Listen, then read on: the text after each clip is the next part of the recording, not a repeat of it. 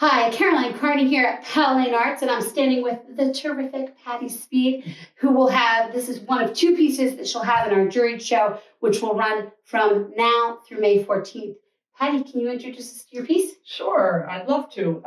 This is called The Screen Door Slammed, and I have some kind of a thing about waterfront, I guess, and looking at water. Water is something that's very special for me. I grew up 10 minutes from the beach, so I tend to do paintings with water.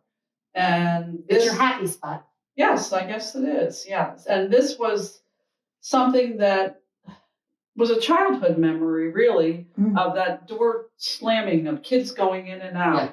And it just, I was drawn to it, that I had to do this. And I don't know what else about it. I liked the way that I placed it on the canvas and emphasized just the door, really. Well, it's a unique perspective, and also something that hopefully I won't make this too crooked, but you paint your pieces, wrap all the way, hopefully you can see this a little bit, wrap all the way around the side, which mirrors the way we move through space, because usually you're looking at things on your side, but this is the inverse of that, because you're looking at things on the sides of it. But it's a really unique shape / perspective, because most people, when they do something like a door looking out, they'll go horizontally, and you have driven really long and vertical, which I think is interesting and invites you out the door.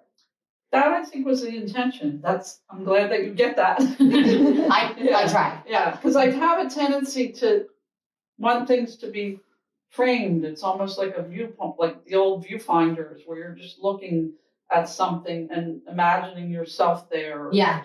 And I love architecture, so that's another element that I always put into things. Well, that was what I was going to say, is that it's interesting because you're using the windows and the architecture to frame where the viewer is going.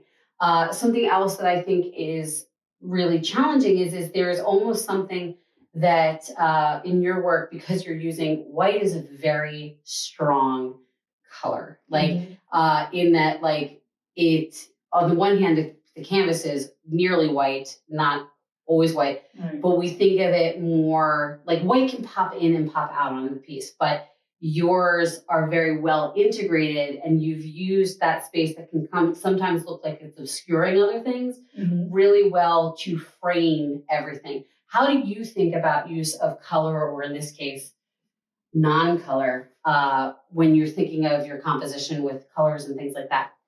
I've been called a color Nazi before by people that used to work for me, because when I did events, I was on colors were very important to me. Yeah. So it still is, and I think it's exemplified in my work that the colors have to be pleasing to me. Like, this is not a real scene. This is not something that's real. I mean, I use photographs for parts of things, but the colors are never what are in the picture. Well, yeah, and you've been very smart in the way that this pink has a little tinge of moving towards the warmth. So, and this has a tinge of moving towards the green. And so you get near complements with a lot of different things. This is almost a direct compliment. That's interesting, because I think I do that, and I don't know that I do it on purpose. But it not that smart.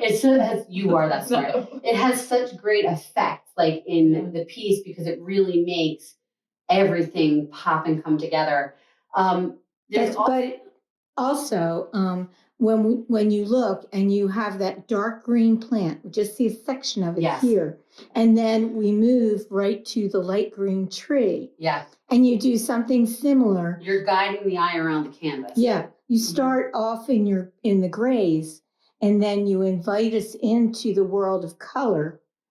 Yes, beyond. I do that often. Yeah. I mean, in fact, my other piece is all white and black, and then you see the color. That's really the important part, I think. You're really drawing our eye to it. And I also like that you are using a lot of color, but you're keeping it. We have like the central colors of it. So green, blues, reds, white, like you're building out on a fairly limited like color palette. Yes. Yeah. But you use them in such bold ways that the color really shines, even though probably about a third of this painting has a complete absence of color. Yeah, that's true. So you also there's also an element of your work that like threads the needle, well, not threads, it sticks to the line of this is clearly a painting, but it also in some ways looks almost drawn. And so it really looks like you're combining those two mediums of sketching and painting. Mm-hmm. Do you feel that that's one of the things you do in your work? Like that you're aiming for, or it's just natural? Yeah, I'm not a painter that just paints. I do draw first. Yeah. Always, yes. I can't just paint. I envy those people that can do that, but I'm not free enough, I guess, to do that. I don't know. I think I'm probably more like that too. Yeah. But the thing is that we were talking to one of the other artists about this, that what's interesting about art is everybody has their own way to do it. And in doing it the way that they do it is what makes their art like intrinsically there. Mm-hmm. And so and I think that that's really interesting because you have such beautiful line and gesture in the way that you do it. And then it's almost like watching a sketch slowly expose color, which I really like. I really like both of your pieces. Well, thank you. Yeah. The thing I was going to ask you about has to do with there's a lot of element of geometry in here, and a lot of elements that have to do with perspective. So we can't help but to get pulled in. Did you think about geometry and perspective as you were doing this? I guess I always do to a certain extent because I think I'm somewhat of a realist. I want it to be real looking or representational, I guess. So in some aspects, yes, I'm always concentrating, and that also is the architecture thing coming in. But intentionally, I don't know that I think about that. I guess I do. I actually did better in geometry in high school than algebra, so maybe. I don't know. But spatial relationships are important to me. Mm-hmm. Certain things to me seem like they have to be together or they have to be in a painting. Yeah, you have so great that instincts I feel compelled to put them together somehow. I don't know why. I was going to ask you about the flag. I love to do flags. I actually have done them in several paintings. And I love when they're blowing in the wind because it's a challenging thing to do.